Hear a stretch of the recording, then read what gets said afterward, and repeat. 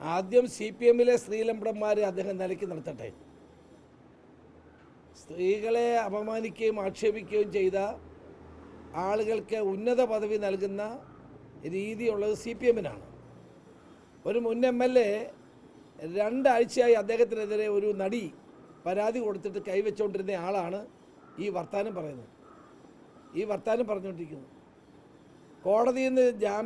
കോടതിയിൽ നിന്ന് സ്റ്റേ വാങ്ങിച്ച് നിൽക്കുന്ന ആളിനെ പാർലമെൻറ്റ് സ്ഥാനാർത്ഥിയാക്കിയ ആളാണ് ഈ വർത്താനം പറയുന്നത്.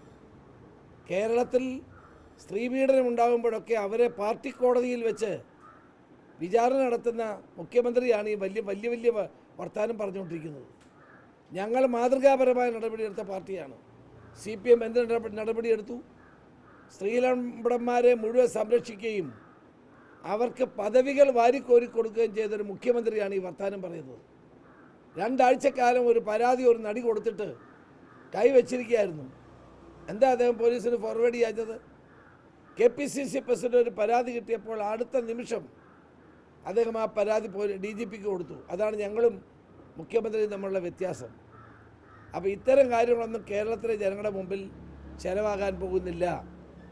ഈ തെരഞ്ഞെടുപ്പിൽ വൻ പരാജയം നേരിടുമെന്ന് കണ്ടുകൊണ്ടാണ് അദ്ദേഹം ഇത്തരം കള്ളപ്രചരണങ്ങൾ നടത്തിക്കൊണ്ടിരിക്കുന്നത്. തന്നെയുമല്ല, ശബരിമലയിൽ നടക്കുന്ന കൊള്ള ഉന്നതന്മാരെ സംരക്ഷിക്കാൻ മുഖ്യമന്ത്രി ശ്രമിക്കുകയാണ്. യഥാർത്ഥ വസ്തുതകൾ പുറത്തു കൊണ്ടുവരാതിരിക്കാൻ മുഖ്യമന്ത്രി ശ്രമിക്കുകയാണ്. ഇതെല്ലാം ജനങ്ങൾക്ക് അറിയാവുന്ന കാര്യമാണ്. ഈ തെരഞ്ഞെടുപ്പിൽ ഇതൊക്കെ പ്രതിഫലിക്കാൻ പോകുന്ന കാര്യമാണ്. തന്നെയുമല്ല, മുഖ്യമന്ത്രി ജനങ്ങൾക്കൊരു നൽകിയ വാഗ്ദാനങ്ങൾ എവിടെയാണ് പാലിച്ചിട്ടുള്ളത്? നാടിനെന്ത് മാറ്റമാണ് ഉണ്ടായത്? കഴിഞ്ഞ 10 വർഷം നമുക്ക് നഷ്ടപ്പെട്ടു പോയ 10 വർഷങ്ങളല്ലേ? അദ്ദേഹം വീമ്പ് പറയുന്നതിന് ഒരു പരിധിയുണ്ട്. ഇതെല്ലാം കേരളത്തിലെ ജനങ്ങൾക്ക് അറിയാവുന്ന കാര്യമാണ്. ജനങ്ങൾ അതിന് തിരിച്ചടി നൽകും എന്ന കാര്യത്തിൽ സംശയം വേണ്ട.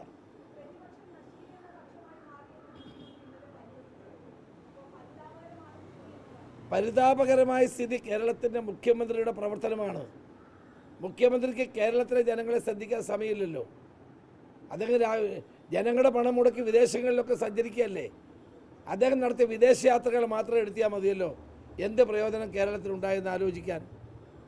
അതുകൊണ്ട് യഥാർത്ഥ നശീകരണം നടത്തിക്കൊണ്ടിരിക്കുന്നത് കേരളത്തിൻ്റെ മുഖ്യമന്ത്രിയും LDF-ഉമാണ്. ജനങ്ങൾക്കൊരു പ്രയോജനം ചെയ്യാത്തൊരു ഗവൺമെൻറ്റാണിത്. അത് വ്യക്തമാകുന്നതിൻ്റെ പരിഭ്രാന്തിയാണ് മുഖ്യമന്ത്രിക്കുള്ളത്.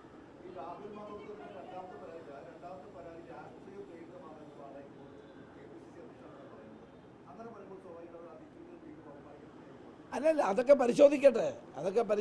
കോടതി ഉണ്ടല്ലോ, പരിശോധിക്കട്ടെ. ഇന്നലെ കോടതി അത് പരിശോധിച്ചാണല്ലോ ജാമ്യം കൊടുത്തത്. അപ്പം കോടതിയുടെ മുമ്പിലിരിക്കുന്ന വിഷയമല്ല, അത് കോടതി പരിശോധിക്കട്ടെ. അല്ല, അതെല്ലാം കോടതി പരിശോധിക്കേണ്ട വിഷയം. കോടതിയിലിരിക്കുന്ന ഒരു വിഷയമായതുകൊണ്ട് ഞാനത് പറയുന്നില്ല.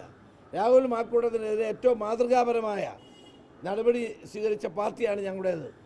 ഞാനതാ പറഞ്ഞേ, 2 ആഴ്ചക്കാലം ഒരു പരാതി കിട്ടിയിട്ട്, ഒരു മുൻ MLA CPM-ൻ്റെ മുൻ MLA-യുടെ പരാതി കിട്ടിയിട്ട് അത് മുഖ്യമന്ത്രി അടച്ച് പെട്ടി വെക്കുകയായിരുന്നല്ലോ. എന്താ നടപടി എടുക്കാഞ്ഞേ? സ്ത്രീപീഡനം നടത്തി എത്രയോ പേരെ മുഖ്യമന്ത്രി സംരക്ഷിക്കുന്നു.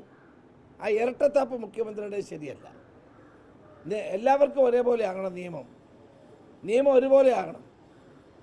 പിള്ള നയം സ്വീകരിക്കുന്നത് ശരിയല്ല. അത് കേരളത്തെ ജനങ്ങൾക്ക് അറിയുന്ന കാര്യമാണ്.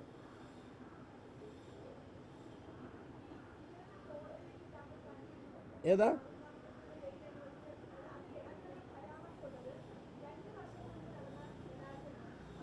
അല്ല, അതെല്ലാം കോടതി പരിശോധിക്കട്ടെ.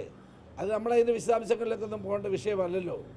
അത് കോടതി പരിശോധിക്കട്ടെ. കോടതി പരിശോധിച്ച് നടപടിയെടുക്കട്ടെ. രാഹുൽ മാക്കൂട്ടം ഇപ്പോൾ കോൺഗ്രസ്സിലില്ല, നമ്മുടെ പാർട്ടിയിലില്ല. നിങ്ങളുടെ പാർട്ടിയില്ലാത്ത ഒരാളിനെ പറ്റി ഞങ്ങൾക്ക് എന്ത് പറയാനാണ്?